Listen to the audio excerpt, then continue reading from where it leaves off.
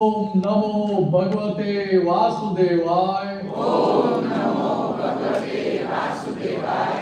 ओम नमः शिवाय। ओम नमः शिवाय। जय सच्चिदानंद। जय सच्चिदानंद।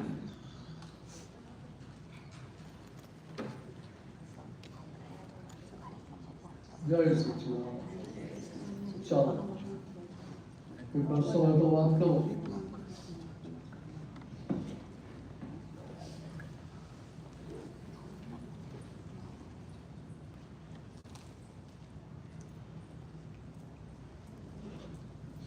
અક્રમ માર્ગમાં આગળ તો વધી રહ્યા છે આપણે, બરાબર?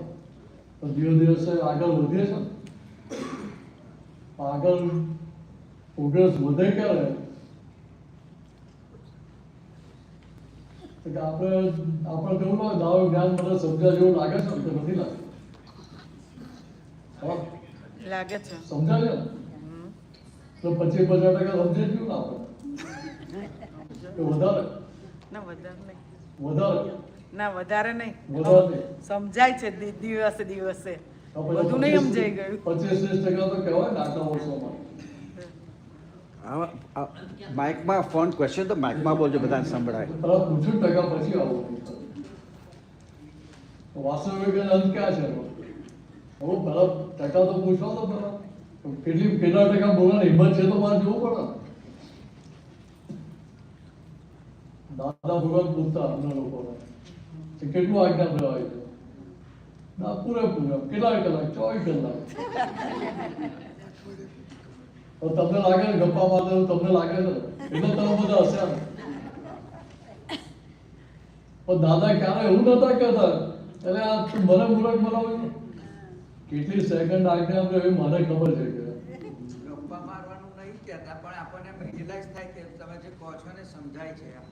હા પેલા એટલે દાદા ભગવાનની જે એમની હેન્ડલ કરવાની જે રીત હતી આગળ એ શું જોતા હતા કે આટલું બોલવાની હિંમત તો ચાલી. હા બરાબર.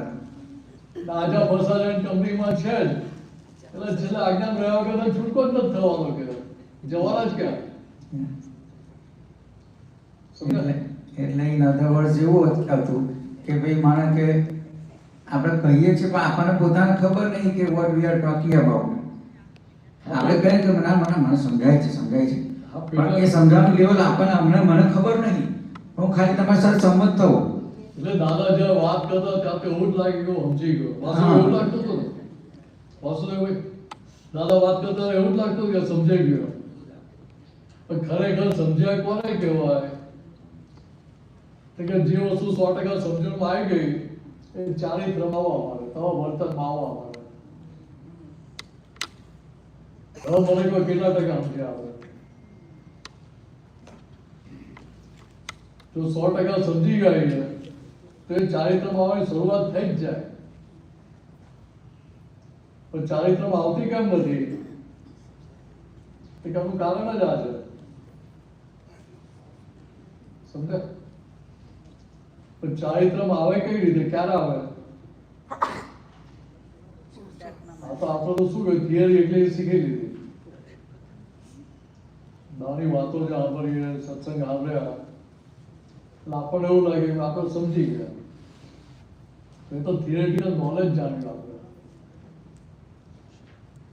એ પ્રેક્ટિકલમાં આવે ક્યારે? રોજ અને લઈએ પ્રેક્ટિસમાં લઈએ ત્યારે બરાબર. પણ પ્રેક્ટિસમાં આવે ક્યારે? સમજ ફિટ થાય ત્યારે ને. તો સમજમાં ફિટ ક્યારે થાય? ડિટર્મિનેશન તો બરાબર, નિશ્ચય બરાબર છે. કોશિશ કરો તો શું અને વાંચવા જ કરવાનું, આભાર કરવાનો. અભ્યાસ તો રાખવો પડે ને. એ તો અત્યાર કેટલા શાસ્ત્રો વાંચવા જ કરેલા જ છે આપણે. પોતાના અંદરનું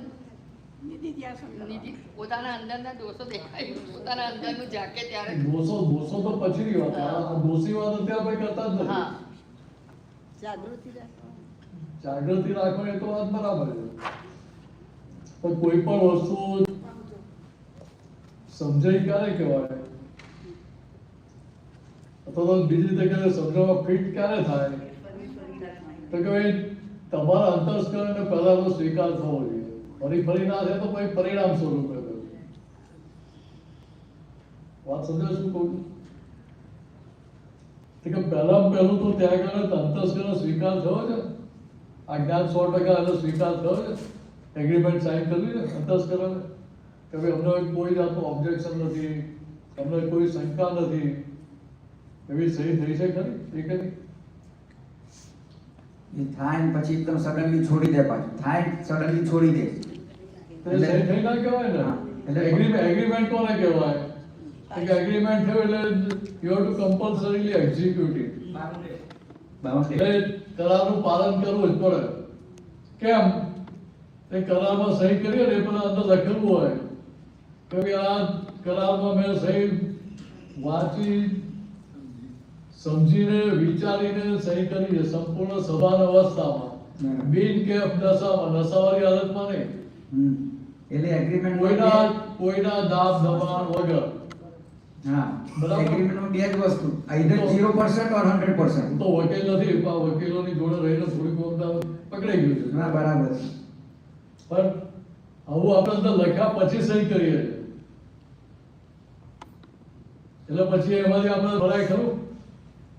એવું કહ્યું મેં ઊંઘવા સહી કરી હતી, સમજ્યા વગર સહી કરી હતી, એવું કે ચાલે? તે કે એવું અહીંયા એ થયું છે. વિજ્ઞાન દાદાએ આપણને આપી દીધું ખરું હોય.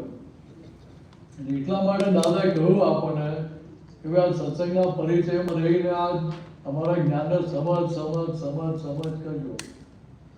4 વાર બોલ્યા છે. એક જ વાર સમજી લેજો એવું નતું કહ્યું. સમજ કરજો.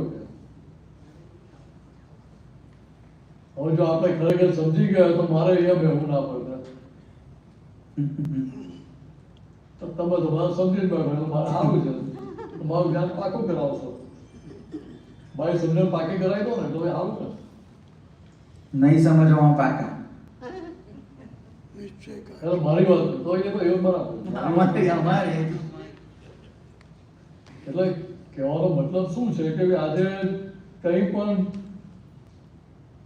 તમારે જે કામ લેવું હોય તો તમે મેસેજ કરવો પડે કે ના કરવો પડે? પડે. તો કે ત્યાં અંતસ્કરણ આપણે મેસેજ આપ્યો ભાઈ તો આ દાદાએ કહ્યું ને જગત નિર્દોષ છે, અમે અમારા જ્ઞાનમાં જોઈને કહીએ છીએ કે આ જગત નિર્દોષ છે. આપણે કોઈ શંકા તો છે જ નહીં. બધા શંકા છે? શંકા નથી આપણને. પણ જો શંકા નથી તો એ ચારિત્રમાં આવતું કેમ નથી? દાદા જે જ્ઞાન ખુલ્લું થયું એ જ્ઞાન આપણને આપ્યું છે. કે ત્યાં જે પુરુષાર્થ રહ્યો, પુરુષાર્થ કયો છે? કે અંતસ્કરણ સ્વીકાર થવો જોઈએ પહેલો. એટલે બીજી રીતે કહું તો કે ત્યાં આગળ એનો મેસેજ કન્વે કરવો પડે પહેલા અંતસ્કરણ કે ભાઈ દાદાએ કહ્યું આ જગત નિર્દોષ છે, અમે અમારા જ્ઞાનમાં જોઈને કહીએ છીએ આ જગતમાં કોઈ જીવ દોષિત છે નહીં. કે મેસેજ આપણે કન્વે કરો, બરાબર? એ કન્વે કરો એટલે શું થાય તો કે પછી એને કન્વિન્સ કરવું પડે કે ભાઈ કઈ રીતે નિર્દોષ છે. એ આપણે કર્યું.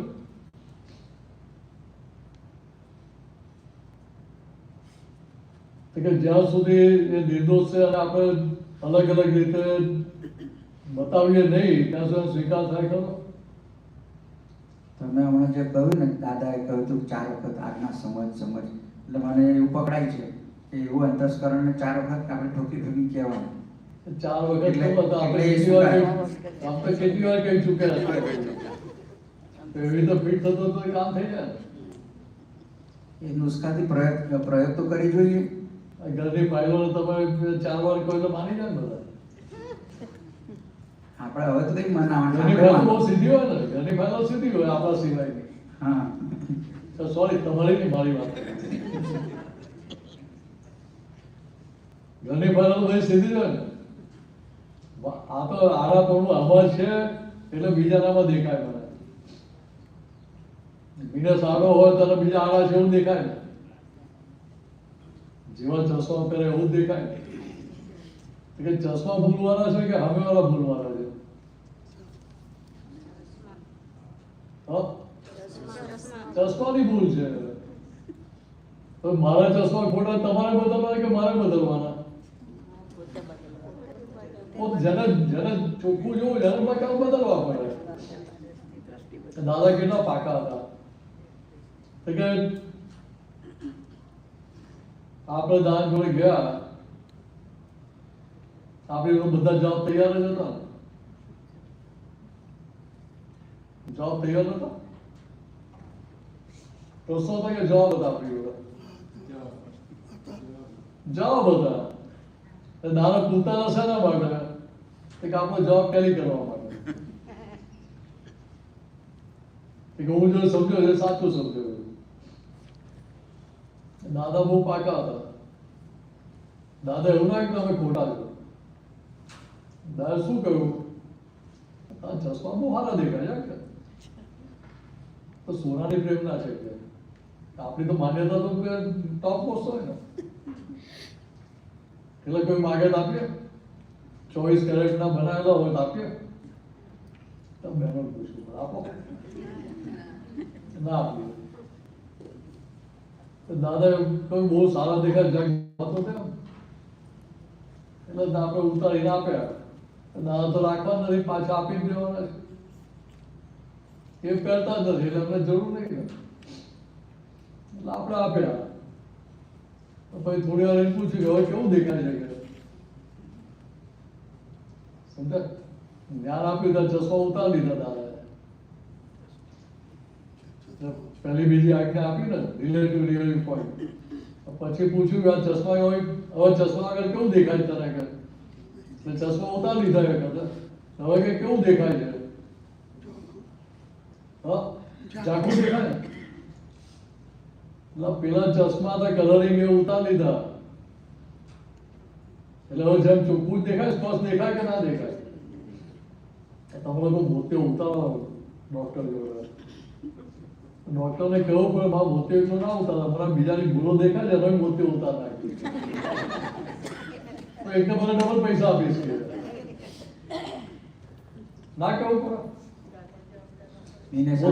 મોતિયો એ દર્શન આવરણ જ છે ને. શું છે? દર્શન કરનું આવરણ છે. તો કે હું અહીંયા દાદા વગર પૈસા આપણું દર્શન કરનું આવરણ કરી આપ્યું.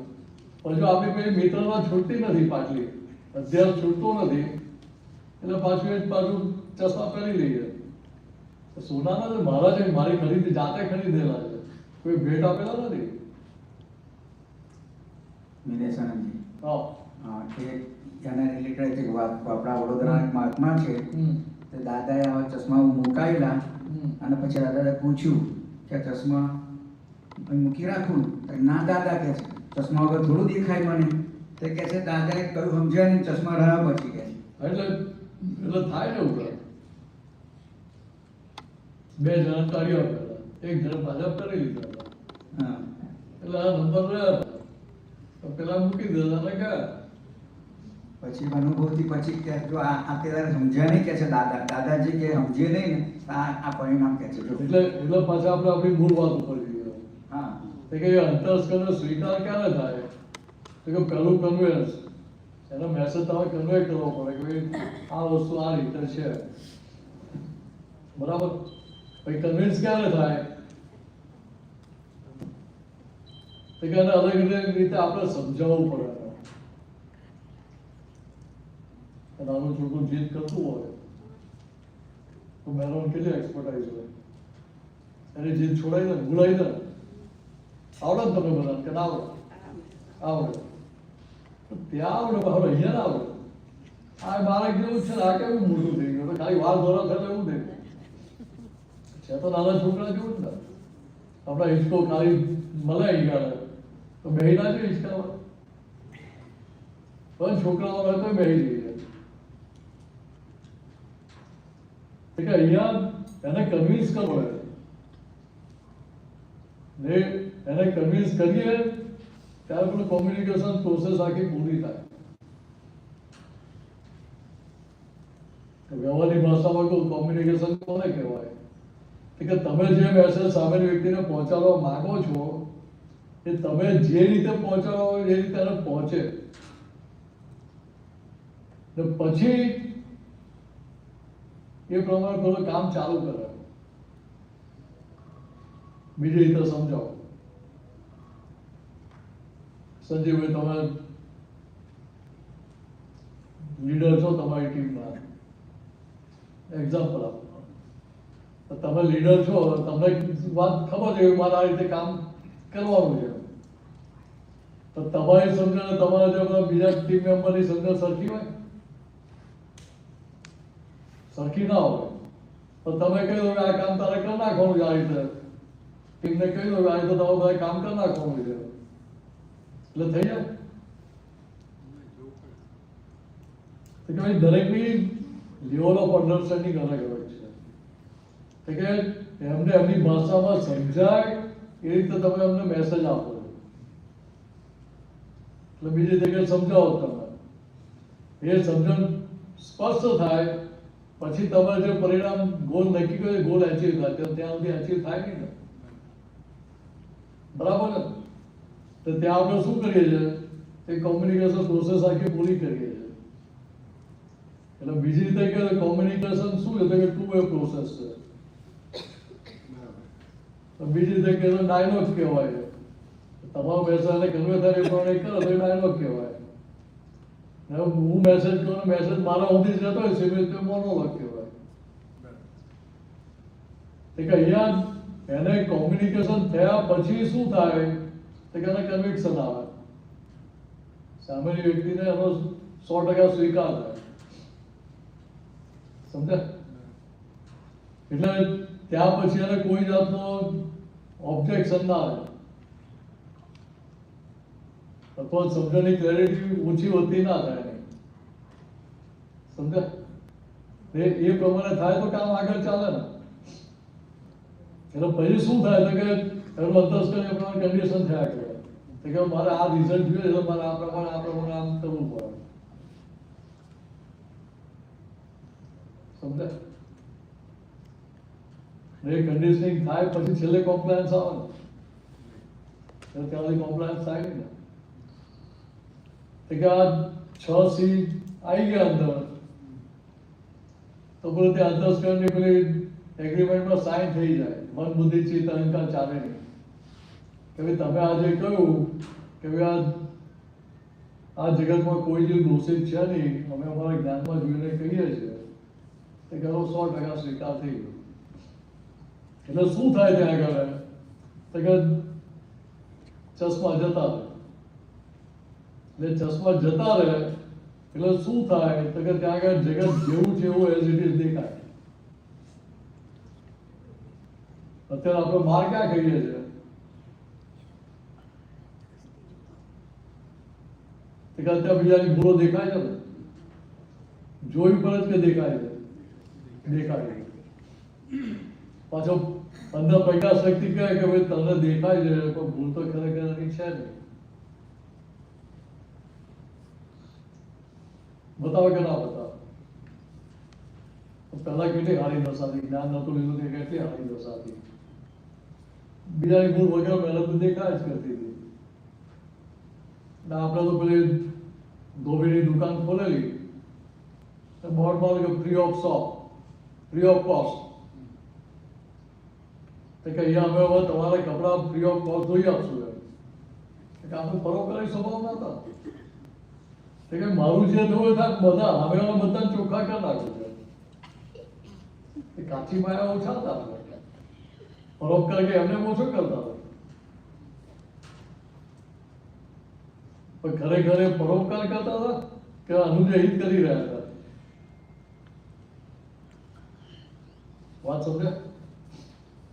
તો કે અહીંયા એ સમજણની આટી પડેલી હતી એટલે એ ખ્યાલ નતો આવતો કે આ બીજાની ભૂલ દેખાય છે, એ ખરેખર ત્યાં મારું અહીં છે, ત્યાં મારું આવરણ આવે, જાગૃતિ પર આવરણ આવી રહ્યું છે. કે હું શુદ્ધાત્મા જે ભાન થઈ ગયું, આજ્ઞા પણ મળી ગઈ.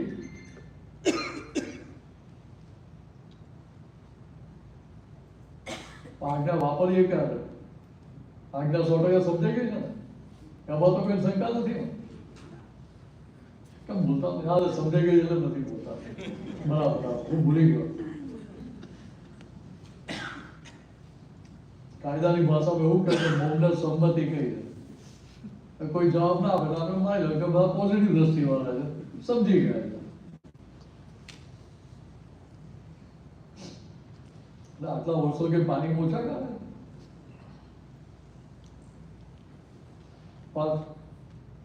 બધા વડીલો છે પાણીમાં તો કાઢ્યા નથી ને.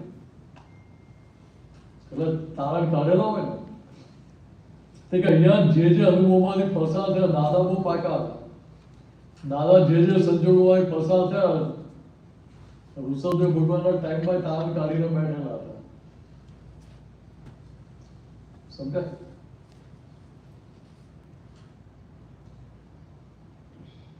ભગવાનની સામે ઊભા થવું વિરોધમાં કે તમે ભરત ચક્રવર્તીના ક્રમ આપ્યું અમને આપો, અમે શું ગુનો કર્યો છે? તો કે પ્યોરિટી હતી ત્યારે એટલી હિંમત કરી શક્યા. આપણે જોડે હતા ખરા પણ નાના જેમ ખોખારીને બોલ્યા નતા. એટલી હિંમત હતી ને. મને એવું સમજાય, મારી વાત તમારી નથી કરો. આગળ ઊંચી કરી હતી ખરી પણ આ હંતાડીને કરી હતી. કોઈ દેખાય ને, ભગવાનને દેખાય નહીં. આમ કહે જો આગળ તો મેં ઊંચી કરી હતી. કાચી પાયા ઓછા હતા. કે અહીંયા જો ઉઘાડો સપોર્ટ કર્યો આપણે દાદાની જોડે જોડે જ ફરતા હોય તે વખતે. એટલે દાદાનું જોઈને આપણે ત્યાં આપણું પ્યોરિફિકેશન કર્યું હોય, ફાઇલ નંબર 1 પર ફોકસ રાખીને શુદ્ધિ કર્યા કર્યું હોય. આ તો કેવું છે કે બોલાય નહીં એમ. વાસ્તવિકતા જોઈએ તો શું છે કે ઋષભદેવ ભગવાનના ટાઈમથી અત્યાર સુધી આપણે અહીંયા આવ્યા, દાદા મળ્યા ખરા ઘણા બધા,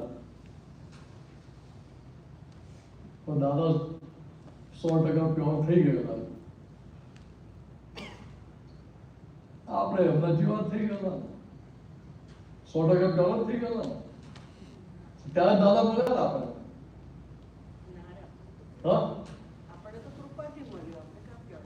આપણને કૃપાથી મળ્યું. આપણે પ્યોર થયા નતા, પ્યોર થયેલા એટલે જ મળ્યું ને. એટલે દાદા વગર અમારી જોડે ગમત થતા હતા. મહાત્માને કહે મારા પેરેન્ટ્સને કે આ લોકો પેલી આલોચના લખીને લાવે છે ને, એ કે અમે પેલી ગાર્બેજ બેગમાં નાખીએ ને, એ કહે કે સાહેબ આ માલ અમારે ચાલે એવો નથી. એટલે કેટલો પ્યોર માલ કહેવાય. સમજાઈ ગયું તમને? પણ દાદાએ માલ જોયો નતો. કેમ કે દાદા આખી નિર્દોષ દ્રષ્ટિ વર્તી હતી ત્યાં આગળ. એટલે એમને શું જોયું કે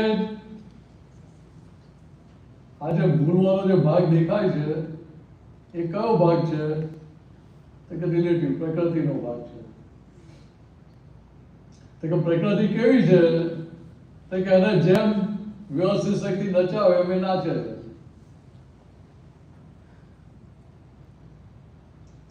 વ્યવસ્થિત શક્તિ જેમ સંજોગો ભેગા કર્યા એ સંજોગોના આધાર એ નાચે છે. એની સત્તા ખરી?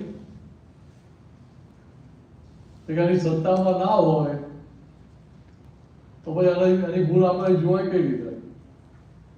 જે વ્યક્તિ સ્વતંત્ર રીતે કંઈ પણ કરતી હોય એની ભૂલ આપણે જોઈ શકીએ, એ કરી શકીએ. એ સ્વતંત્ર છે જ નહીં, તેની ભૂલ જોવાય કઈ રીતે આપણાથી?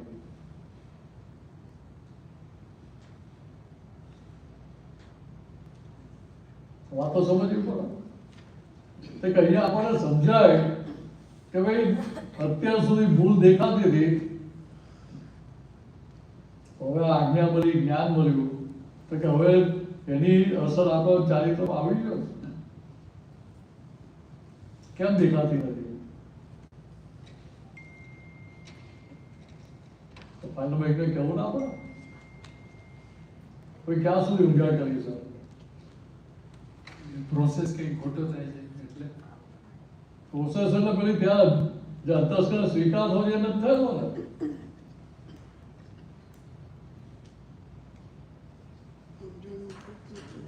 તમે કોઈ પણ વસ્તુ તમે શીખવા ગયા હો,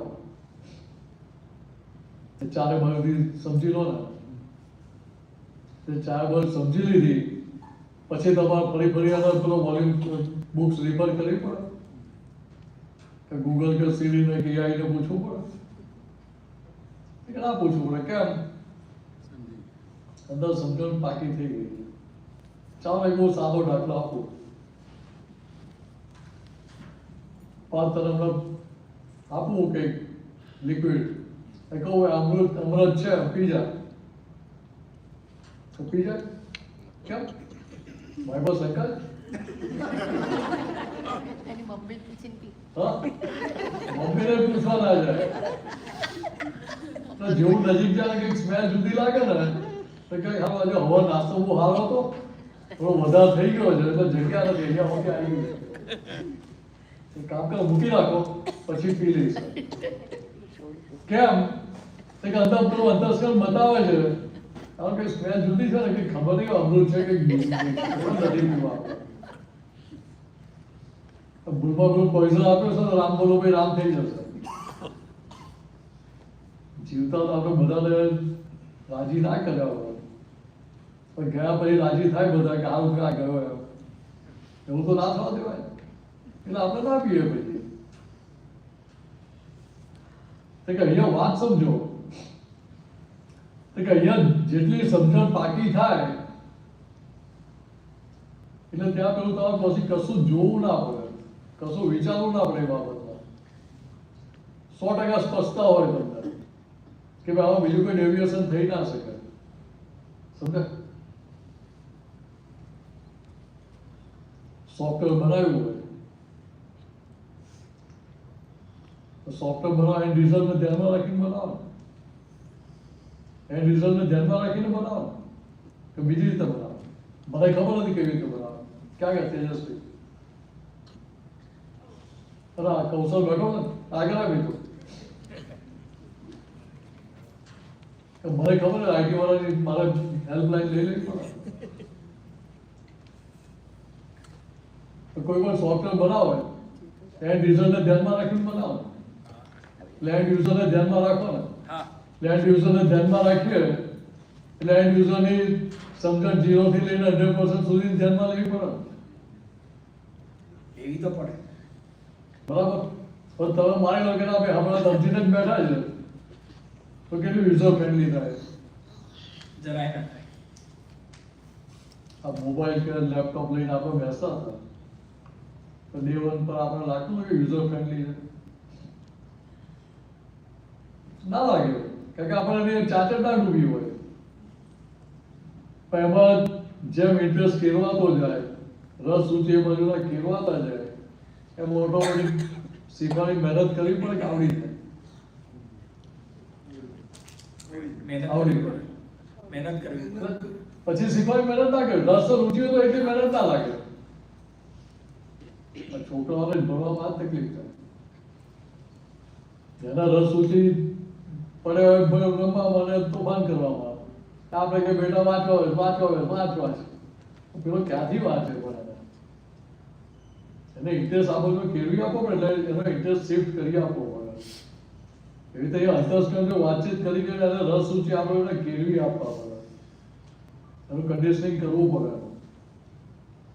એ કન્ડિશનિંગ થાય પછી પેલું કોમ્પ્લાયન્સમાં આવે. છોકરાઓને સમજણમાં આવી જાય કે હું મારા માટે ભણું છું ને સારા ગ્રેડ આવશે, સારા માર્ક્સ આવશે, મને જ ફાયદો થવાનો છે, મારી લાઈફ સારી બનવાની છે. તો પછી તમારે કઈ કરવું પડે કે બેટા ભણ. કે એ જ વસ્તુ એ આપણને લાગુ પડે છે કે અંતસ્કરણને આપણને એ વસ્તુ સ્વીકાર થઈ ગયો તો પછી આ નહીં જાય. નથી આપણે આમાં જસ્ટ એક બીજો એંગલ મૂકીએ. હા, બરોબર. પરમાણુનું સાયન્સ, તો આમાં પરમાણુનું સાયન્સ કેવી રીતના તમે ભણો આ જ કોન્સેપ્ટ? હવે આવી જ ગયું ને ઓટોમેટિક તમારે. તો પરમાણુ સાયન્સ ઓટોમેટિક એની પાછળ આવી જ જાય એમાં. તો તમે સમજણ ફેરવી એટલે ચાર્જિંગનું કોટિંગ બદલ્યું કે ના બદલ્યું? કોટિંગ બદલાઈ ગયું. કોટિંગ બદલાય. સમજાય છે? એક આ સાયન્સ છે કે ત્યાં તમે સમજણ ફેરવી એટલે શું થયું કે પાઠ્ય સમજણનો પક્ષ છૂટવા માંડ્યો, અંતસ્કરણ સ્વીકાર થવા માંડ્યો. એટલે જે પોતાની જે પાઠ્ય સમજણ હતી, પાઠ્ય જે બિલીફો હતી, એ બિલીફનો પક્ષ છૂટવા માંડ્યો. અને અત્યારે સામે નવું કોટિંગ અને સેટ થવા માંડ્યું. એટલે એ શું થયું? પરમાણુ ફરી ગયા. ફરી જ ગયા ઓટોમેટિક. તો ફેરવા પડે કે એની જાતે ભરે. એટલે પેલા જૂના પરમાણુ ખરી પડે ને નવા પરમાણુ. હા, એટલે ત્યાં તમારી બિલીફ બદલાઈ ગઈ. એટલે બહુ ભારે હિસાબ હોય તો જ પેલા સંજોગો આવે ને આપણે. એકાદ વખત આવે તો તમારી જાગૃતિ વખત ત્યાં હાજર રહે ને. પરિણામ ના બદલાય તો તમારી અંદરની સમજણ બદલાઈ ગઈ. એ સંજોગ તમને અસર ના કરે. તો કે આપણે એટલું જ જોઈએ, આપણે બીજું જોઈએ શું એમાં?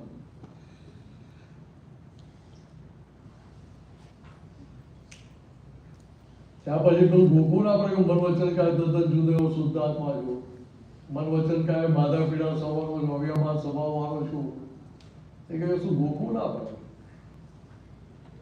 અથવા મૂળમૂળ કરવું ના પડે. સમજણ કાચી પડે છે. એટલે તારે કેમ સમજ કરજો. એટલે ખરો પુરુષાર્થ મહાત્મા માટે કહીએ તો ખરો પુરુષાર્થ કયો તો કે આ. એટલે દાદા વગરે કહ્યું, ચંદ્રકાંતભાઈ કહેતા હતા કે દાદા કહેતા હતા કે અમારા જે જ્ઞાન વાક્યો છે એક એક જ્ઞાન વાક્ય ટેસ્ટિંગમાં લેજો, ટેસ્ટિંગમાં મૂકજો કે ટેસ્ટિંગમાં મૂકજો. એટલે કે દાદા જે બોલ્યા તો કે ત્યાં અમે અંતસ્કરણ જોડે ડિબેટ થાય કે ના થાય, ભાઈ વાતચીત થાય કે ના થાય. એટલે અંતસ્કરણ કોઈ જાત જાતનું બતાવે, મન અલગ બતાવે, બુદ્ધિ અલગ બતાવે, બધું બતાવે કે ના બતાવે. સારા ભાઈ પ્રજ્ઞા શક્તિ વાતચીત કરે. કે રીતે એને આખું ટેસ્ટેડ કરીને આપણે અંદર તારણ કરવાનું છે. બીજી રીતે કેવું હતું કોમ્પ્લાયન્સમાં આવે કે તમારા ચારિત્રમાં આવે કે આગળ કે તારણ નીકળે પછી ખાલી વાતચીત કરવાથી બધું કામ પતી ગયું નહીં. એગ્રીમેન્ટ સાઇન થઈ ગયું એ બરાબર છે, પહેલા અંતસ્કરણને તારણ નીકળવું જોઈએ ને કે ના ભાઈ ખરેખર 100% સાચું જ છે. આમાં કોઈ જાતનો અમને શંકા છે નહીં. એ થઈ ગયું તો પછી બાકી રહ્યું શું આપણું? એટલે શંકા પૂરી થઈ જાય તો તમારા અંદરના પરમાણુ ફેરફાર થઈ ગયો. પણ રિસાઇન થઈ ગયા ને તમે, રીસેટ થઈ ગયું. રીસેટ થઈ ગયું. રીરાઇટ થઈ ગયું, ઓવરરાઇટ થઈ ગયું ફાઇલ. એટલે મહાત્માના કેસમાં જે જૂના મહાત્મા નહીં, બધાને માટે કોમન પ્રિન્સિપલ જ લાગુ પડે. આપણે જે કર્મો કરેલા છે મોહટ તો આવશે જ, પણ આપણી સમજ એટલે આપણને પરિણામ નથી બદલાતા, પરિણામ નથી કર્મફળ નથી બદલાતું. આપણી સમજ આપણી સ્થિર કરશે એ સંજોગોમાં, right? ભાઈ, એ તમારી સમજ બદલાઈ ગઈ બદલાઈ ગઈ. એટલે તમને સૂર્યનો ઘાસ હોય અસર છે. Okay. ત્યારે આપણને આખું જે સાયન્સ સમજમાં હતું એ આવશે. એટલે ત્યાં સાયન્સ તમને અહીંયા આગળ ચારિત્રમાં આવે તમને. પણ પછી આપણું ચારિત્ર બી બદલાય છે. ચારિત્ર બદલાય એટલે શું? તો કે ચારિત્ર શું છે? તો સમજ જ પરિણામ છે ને.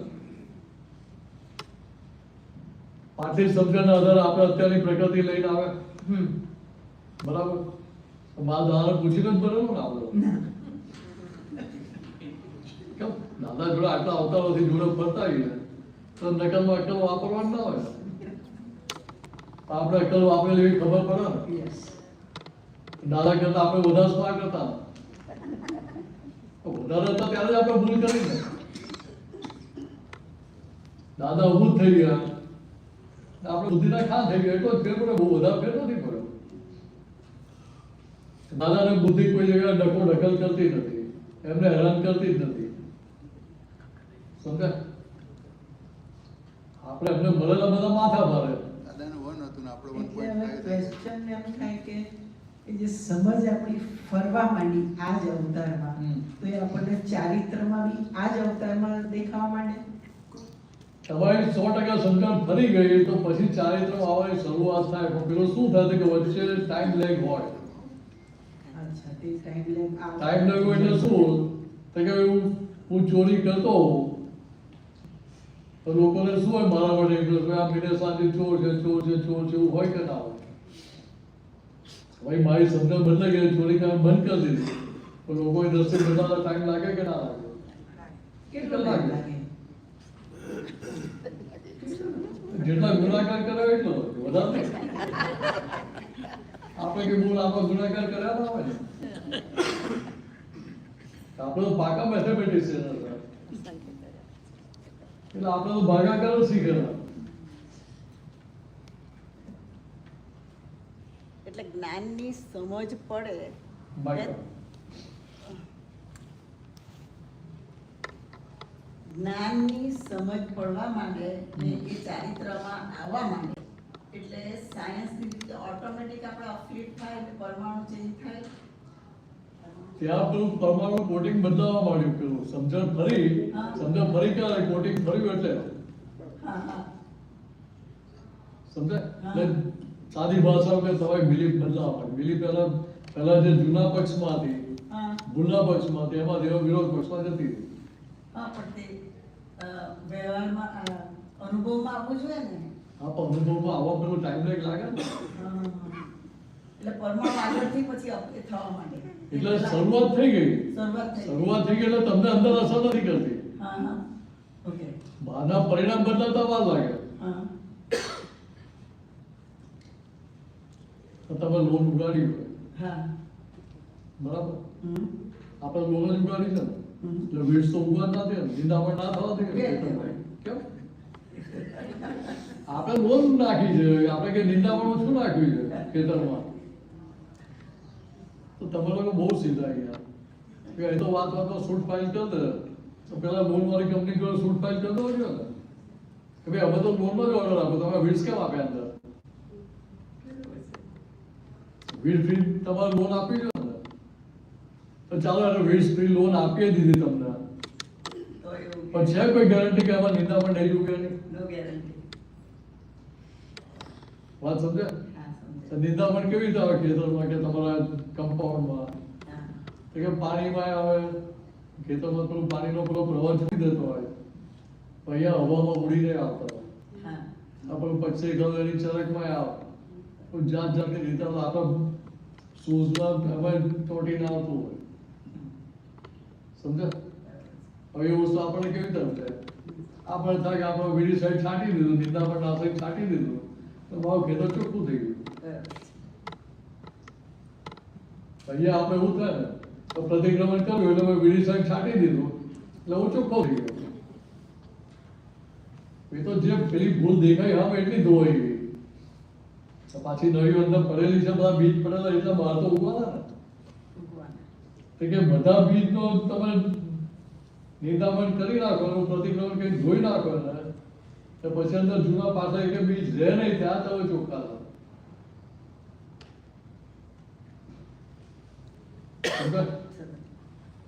તો કે પેલા ખેતરમાં તો આપણે દેખાય, પણ તમે ક્યારે એવું સાંભળ્યું કે આ ભાઈ 50 વર્ષથી ખેતી કરતા હતા, નિંદામણ કાઢી કાઢીને થાકી ગયા, અમે ખેતી બંધ કરી દીધી, એવું સાંભળ્યું જ ક્યારે? આ પાછળ બધા ખેડૂતો બેઠા એટલે પૂછી બરોબર સાંભળ્યું ક્યારે? કોઈ પણ નહીં. કોઈ ખેતી બંધ ના કરે. ના કરે. કેટલી ધીરજ છે આપણી. બહેનોને કંટાળો આવે, ઘર રોજ સાફ કરવાનો હોય ને, આ વેક્યુમ ક્લીનર કે એમને હોતા તો રોબો હોતા એમને એમ શું થાય? તમારી મહેનત ઓછી કરવા માટે. એમાં પાસે કોઈ ચીકણા હોય તેને થાય કે કોઈ ખૂણામાં તો સાફ કરતું જ નથી. એ તો મારે જ કરવું પડે સાફ કરી. આખર દિવસે વાત થાય. એ ખૂણા ખાચા એ લોકોને દેખાય ને.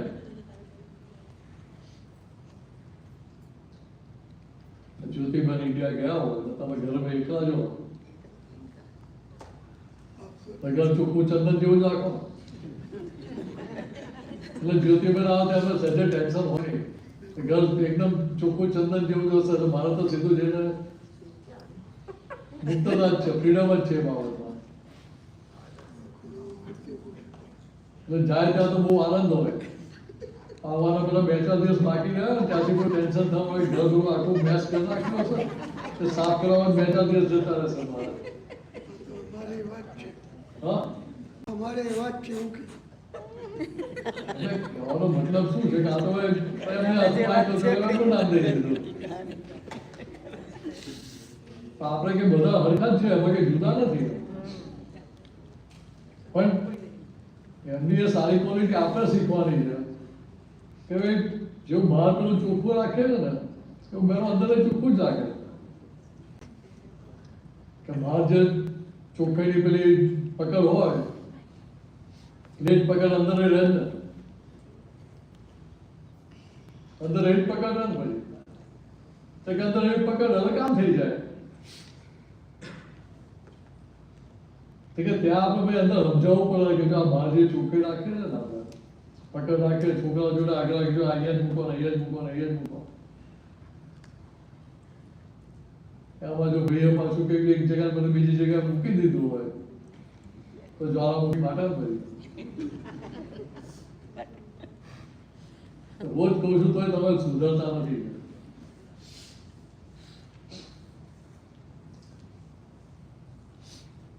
કે અહીંયા તો હજુ ચાલી જાય પણ અંદર ના ચાલે. એટલે અંદર ચોખ્ખું ક્યારે થાય તો કે એને ત્યાં અંદર એને સ્વીકાર થાય કે ના ભાઈ ચોખ્ખું જેવું બહાર ચોખ્ખું હોય તો આપણને સારું લાગે જ જોવાનું, એવું અંદર ચોખ્ખું થઈ જાય તો એ ક્વોલિટી કેવી સરસ દેખાય. મિરર જેવું ક્લીન થઈ જાય. નાવા જાઓ તો ગરમ પાણીથી નાહ્યા હો તો મિરર ઉપર શું થાય? વેપર સાઈડ થઈ જાય ને આગળ. એટલે આપણું ઇમેજ આપણી એક્ઝેક્ટ ક્લિયર જ દેખાય. આપણે જેવા જેવા જ દેખાઈએ ને. કંઈક એવું બતાવો કે ઇમિડિયેટ એક્શન થાય. બસ આ immediate action થાય. આ અંતસ્કરણનો સ્વીકાર કરાય તો બસ બીજું કંઈ લાંબુ છે જ નહીં આમાં. કે સ્વીકાર થઈ ગયો તો ચાવી તમારા હાથમાં જ છે બધી. કેટલું સહેલું છે. સ્વીકાર બી ટેમ્પરરી થાય છે, આપણે અમલમાં આવવું જોઈએ ને એનું. એટલે જ કહ્યું ને કે ભાઈ ત્યાં આખી પ્રોસેસ પૂરી થતી નથી ને. આ તો આપણે ખાલી થિયરિટિકલ જ્ઞાન આપી દીધું પણ પછી એને એનાલિસિસ કરીને પૃથ્થકરણ કરીને આપણને બતાવ્યું ખરું કે ખરેખર આ નિર્દોષ છે કે નહીં. તો કે એ આખું એનાલિસિસ થાય ત્યારે એને સ્વીકાર થાય ને.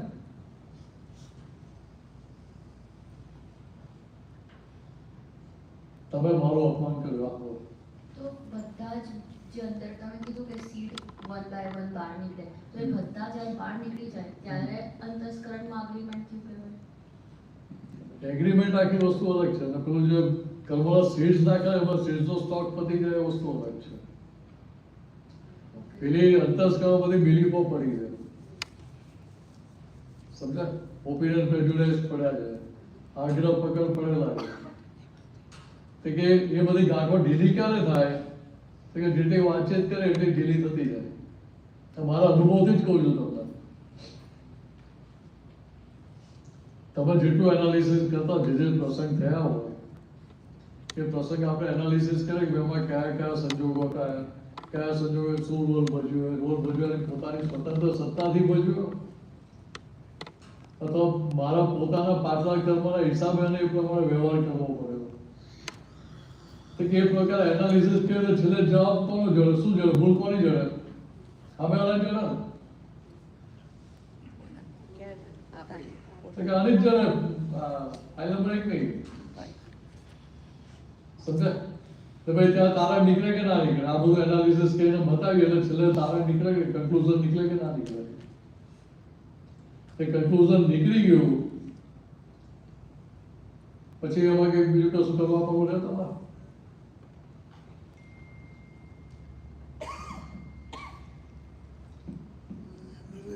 તમે કોઈ કેમિકલ પ્રોસેસ કરતા હો, મહેન્દ્રભાઈ આપો, મહેન્દ્રભાઈ આપો, છે ને? હા છે, સારું છે, રાખેલું છે. તમે કેમિકલ પ્રોસેસ કરતા હો, તમે પછી આગળ રાખીને જોઈએ કે ભાઈ ટેમ્પરેચર બરાબર છે કે નહીં.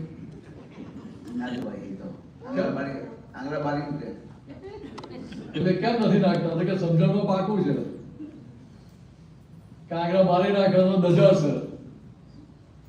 એના કરતા કે થર્મોમીટર નાખીને જોઈ લો કે બહુ ઈચ્છા થતી હોય તો.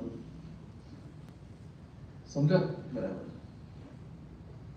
તો કે સમજણ છે શું? તો કે સાયન્સ છે, કે તો સાયન્સ એટલું સમજણમાં આવી ગયેલું છે ત્યાં, કે ત્યાં આપણે ડખો કરીએ નહીં હતા.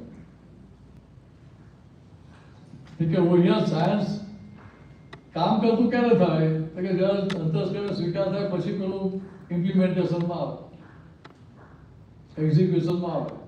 તો ત્યાં સુધી એક્ઝિક્યુશનમાં આવે નહીં.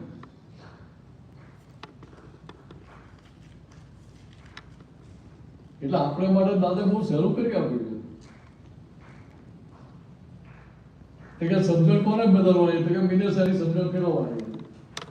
મિનેસે એના અંતસ્કરણને આ બધું સમજાવીને ફેરફાર કરવાનો છે. હેલ્પ કોણ કરે? તો કે પૈસા શક્તિ આત્મા હેલ્પલાઇનમાં ખુલ્લી છે 24 કલાક.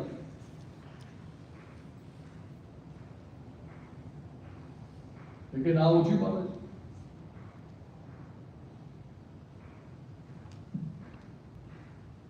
એટલે હજુ 2 દિવસ છે આપણે. કાલે જ આજનો દિવસ લઈને આજનો લાવો લીધે કાલ કોને લીધી મહેતર પ્રસંગ એનાલિસિસ કરી જોજો. બપોર થોડી આજે થોડું ઓછું મારે, ચોખા ઓછા આલા મારે. તો શું થશે કે તમે જેટલું એનાલિસિસ કરશો ને એટલો બધો ટાઈમ લાગે ઓછો થતો જશે. એટલે ત્યાં આપણું જ્ઞાન હાજર થવા માટે ટાઈમ લાગે છે, ધીરે ધીરે ઓછો થતો જાય. તો બીજી રીતે કહ્યું તમને જે સામેની વ્યક્તિની ભૂલ દેખાય છે એ ભૂલ દેખાવાનો પીરિયડ ઘટતો જશે. એનાલિસિસ કેવી રીતના? આ બતાવ્યું ને, તમારા કામ આવે રિસર્ચ કર્યું બરાબર, તો વ્યવહારથી શું દેખાય કે જરાક મેં મારું અપમાન કર્યું, દેખાય કે ના દેખાય? હવે એનાલિસિસ કરીએ એટલે બધા સંજોગો દેખાય ને, મારા એક્સટર્નલ સંજોગો દેખાય ને. તમે શું થયું હતું ને કયા આધાર થયો એ બધું દેખાય કે ના દેખાય? આપણે નાસ્તો કરવા ગયા હતા, મારો હાથ ચડી ગયો હતો, મને કંઈક તમારી ચા ઢોળે ને હાથ પર ઢોળાઈ તો તમને ભાઈ પર ગુસ્સો ચડી ગયો, બરાબર? હવે તમને આપણે વાત કરાય કે ના કરાય? કે તમને લાગ્યું કે આપણે જાણી જોઈને કોણી મારી ગયો, સમજ્યા? તો જો આપણે કોણી મારવાની ટેવ પડી ગઈ તો બધાને જ મારે ને. મને એકલા શું કામ મારે? મારી જ ચા શું કામ કરે? બધાને ઢોર આવે ને. લાભ બાબત બધાને જ આપે ને. પણ તે વખતે નિમિત્તને જ બચકા ભરાઈ જાય છે. એ તો બહુ મોટા બચકા ભરે. આપણે તો મનુષ્ય છીએ. પણ એ વિચારવાનો ટાઈમ નથી રહેતો કે આ કોણી કેમ આવી. એટલે જ આ બતાવું ને, એનાલિસિસ કરીને બતાવું ને કે પહેલા આપણે કૂતરામાં શું ત્યારે આપણે ભલે બચકા ભરેલા, હવે તો મનુષ્યમાં આવી ગયા એટલે છોડવી પડે કે ના છોડવી પડે કે? તો દાદાએ કહ્યું ને 32 માર્કે ગધેડો થાય, 33 માર્કે માણસ થાય. 1 માર્ક ખાલી દેહમાં જ વપરાયો, બાકી ગુણ તો પેલા જૂના જ છે.